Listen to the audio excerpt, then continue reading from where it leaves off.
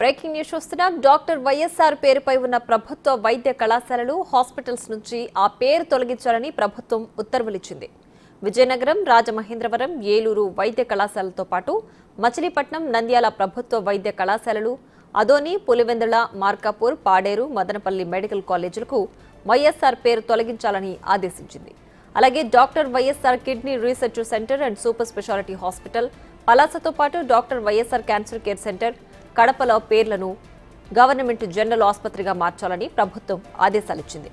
భవిష్యత్తులో కొత్త పేర్లు పెట్టే వరకు వైఎస్ఆర్ పేరు తొలగించి ప్రభుత్వ సాధారణ హాస్పిటల్స్ గా, ప్రభుత్వ వైద్య కళాశాలలుగా మార్చాలని జీవోలో పేర్కొంది.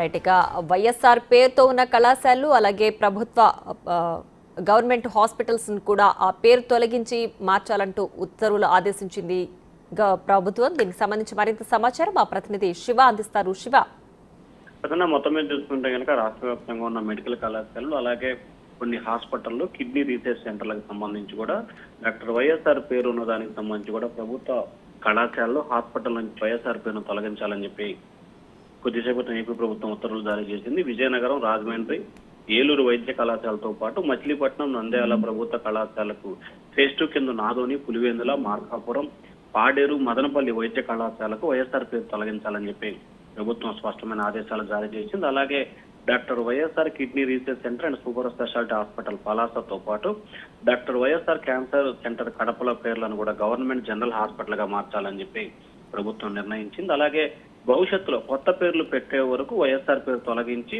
ప్రభుత్వ సాధారణ హాస్పిటల్ గా, ప్రభుత్వ వైద్య కళాశాలగా మార్చాలని చెప్పి ప్రభుత్వం అయితే ఆదేశాలు జారీ చేసింది. ప్రసన్న.